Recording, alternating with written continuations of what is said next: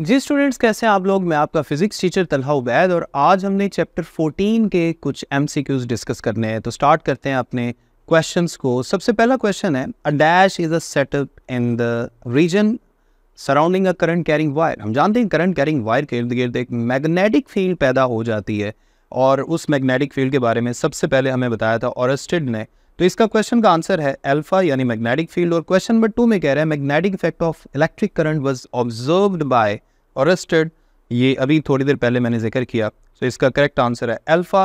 1 tesla is equal to या SI unit of magnetic induction tesla is equal to या SI unit of B is tesla which is equal to.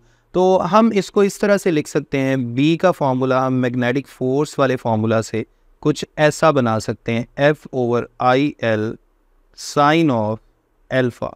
अब sine alpha का तो कोई unit नहीं है, force का यूनिट न्यूटन है, करंट का एम्पेयर है, लेंथ का मीटर है। तो इस तरह से मैग्नेटिक फील्ड बी का यूनिट बनेगा न्यूटन पर मीटर पर एम्पेयर, यानी इसका करेक्ट आंसर बनेगा डेल्टा। क्वेश्चन नंबर 4 में कह रहा है what effect do parallel wires carrying currents in the opposite directions have on each other. देखें, याद रखें चैप्टर 14 के सेकंड पेज पे नीचे बॉटम पे ये साइड इन्फॉर्मेशन है जो आपको मैंने टॉपिक में डिटेल में समझाई थी। पैरेलल करंट अट्रैक्ट करते हैं और एंटी पैरेलल करंट्स रिपेल करते हैं। यहाँ करंट ऑपोजिट डायरेक्शन में है तो रिपेल करेगा, इसका मतलब है इसका करेक्ट आंसर है बीटा। 5 में कह रहा है 2 parallel wires carrying currents in the same direction. अभी मैंने थोड़ी देर पहले बताया कि इसका आंसर अट्रैक्शन है, अट्रैक्ट ईच अदर यानी अल्फा। 6 में कह रहा है the magnetic flux created in an area 2 metre square which lies at an angle 60 degree to a magnetic field 0.25। हम जानते हैं मैग्नेटिक फ्लक्स का formula φB is equal to BA cos of theta. अब यहाँ पे B की जगह आ जाएगा 0.25 एरिया 2 मीटर स्क्वायर, कॉस 60 क्या होता है 1/2 और कॉस 60 की जगह 1/2 पुट करेंगे तो ये 2 इस 2 से कैंसिल। तो इस तरह से आपका आंसर बन जाएगा 0.25 weber. So correct answer is 0.25 weber यानी ऑप्शन अल्फा। 7 में कह रहा है the unit of magnetic flux is weber. ये हमने पहले ही बात की थी, इसका आंसर होगा वेबर यानी बीटा। क्वेश्चन नंबर 8 में कह रहा है 1 weber is equal to SI unit of magnetic flux is the unit of magnetic flux is. Weber की वैल्यू हमने ये अपने टॉपिक में डिटेल में पढ़ी हुई है, न्यूटन पर मीटर पर एम्पेयर। ये तो नहीं हो सकता, न्यूटन मीटर पर एम्पेयर ये हमारा करेक्ट आंसर है, newton metre per ampere Charlie, ये हमने टॉपिक में डिस्कस किया हुआ है। 9 में कह रहा है the magnetic induction in a current carrying solenoid is B is equal to mu naught Ni। ये हमने फॉर्मूला बनाया था एम्पेयर्स लॉ की एप्लीकेशन में, अल्फा। 10 में कह रहे थे SI units of value mu naught की value 4 pi into 10⁻⁻7 weber per metre per ampere यानी अल्फा हमने इसका बनाया था। So correct answer is alpha. Sorry alpha नहीं, इसका करेक्ट आंसर डेल्टा है क्योंकि अल्फा में तो 10 की पावर +7 लिखी हुई है लेकिन हमने -7 वाले को ठीक करना है।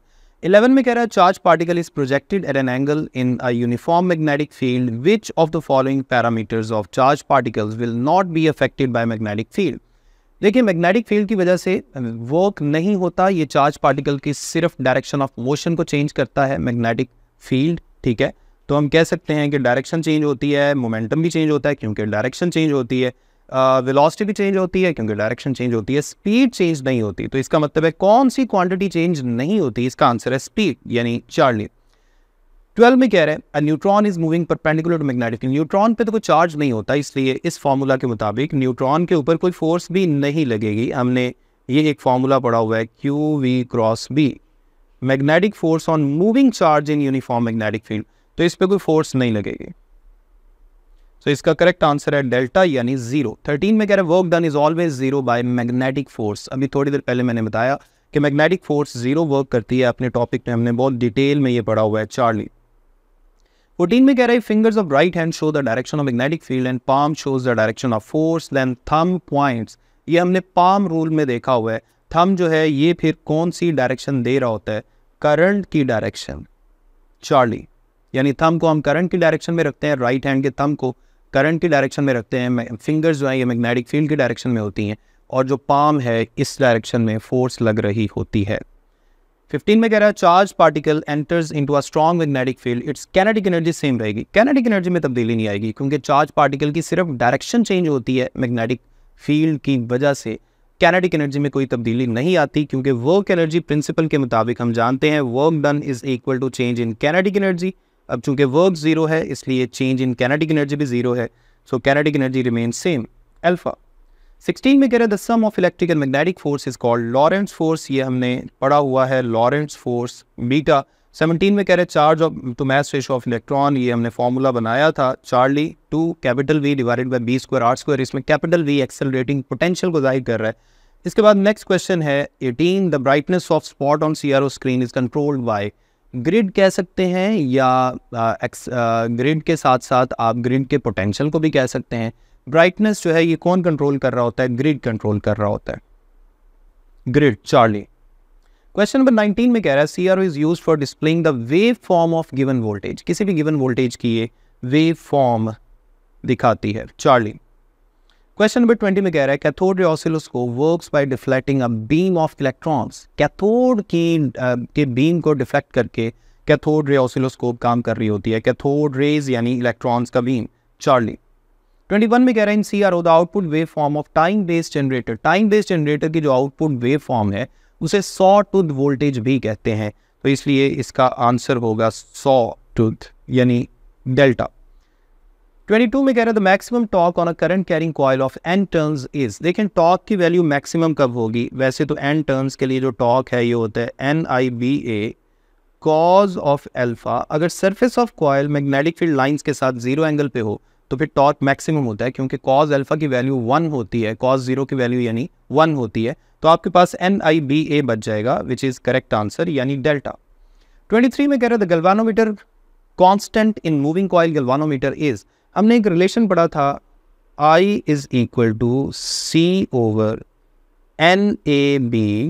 इंटू थीटा, इसमें जो C/NAB है इसे गैल्वानोमीटर कांस्टेंट भी कहते हैं, C/NAB जो बीटा में आपको नजर आ रहा है। 24 में कह रहा है the effective way to increase the sensitivity of galvanometer is to increase the magnetic field, हमने सेंसिटिविटी को पढ़ा था θ/I is equal to NAB divided by C। इसमें मैंने टॉपिक में आपको डिटेल में समझाया था कि अगर मैग्नेटिक फील्ड को इंक्रीज करेंगे तो पिच सेंसिटिविटी की वैल्यू इंक्रीज करती है, और ये सबसे ज़्यादा इफेक्टिव वे है to increase the magnetic field, यानी इसका आंसर है चार्ली। 25 में कह रहे हैं एमीटर इज कनेक्टेड, एमीटर को सर्किट में हमेशा सीरीज में लगाते हैं, तो इसका करेक्ट आंसर है सीरीज यानी अल्फा। 26 में कह रहा है the value of shunt resistance R as to convert galvanometer into ammeter, galvanometer के साथ पैरेलल में जो लो रेजिस्टेंस यानी शंट रेजिस्टेंस लगाई जाती है उसका फॉर्मूला ये है IG/RG divided by I minus IG, जो बीटा में लिखा आपको नजर आ रहा है। इसमें IG क्या है, current for full scale deflection in the galvanometer, RG is the resistance of galvanometer, I is the maximum current which is to be measured by converted ammeter. So 27 में कह रहा है a proper combination of galvanometer and a series resistance acts as, जब आप high resistance को galvanometer के साथ series में लगाते हैं तो वो पूरा जो कॉम्बिनेशन है वो एक वोल्ट मीटर का काम कर रहा होता है। नेक्स्ट 28 में कह रहा है, ओके 27 का हम वोल्ट मीटर कर दें, उसके बाद 28 में कह रहा है when ohmmeter measures infinite resistance, जब ohmmeter infinite resistance measure करता है तो गैल्वानोमीटर की जो नीडल है वो जीरो पे आएगी, क्योंकि इस वक्त सर्किट या उन दो पॉइंट्स के दरमियान कोई करंट फ्लो नहीं कर रहा होगा जिनके दरमियान आप रेजिस्टेंस फाइंड कर रहे हैं। अगर इन्फिनिट रेजिस्टेंस है इसका मतलब है करंट जीरो है, और अगर करंट जीरो है तो गैल्वानोमीटर की नीडल तो जीरो पे होनी चाहिए, सो इसका आंसर है zero. Middle of scale, centre of scale यानी अल्फा। 29 में कह रहा है when ohmmeter gives full scale deflection, जब ohmmeter full scale deflection दे यानी करंट जो गैल्वानोमीटर है उसकी नीडल 30 पे हो, जिसे फुल स्केल डिफ्लेक्शन कहते हैं, तो हम कह सकते हैं दोनों पॉइंट्स जिनके दरमियान हम रेजिस्टेंस मेजर कर रहे हैं उनके दरमियान जीरो रेजिस्टेंस है, क्योंकि करंट मैक्सिमम फ्लो कर रहा है। ठीक है, जब हमने ओहम मीटर को पढ़ा था उसकी कैलिब्रेशन जब मैं आपको समझा रहा था तो तब मैंने डिटेल में ये बातें डिस्कस की थी, तो इसका आंसर है जीरो रेजिस्टेंस यानी अल्फा। 30 और लास्ट क्वेश्चन में कह रहा है the device which can measure current potential difference and resistance is called avometer, AVO, जो आपका लास्ट टॉपिक था इस चैप्टर का, एवोमीटर यानी चार्ली। उम्मीद है आपको इस चैप्टर के MCQs की भी अच्छी समझ आ गई होगी। अगले लेक्चर तक अपना ख्याल रखें, मुझे अपने दुआ में याद रखें। अल्लाह हाफिज़।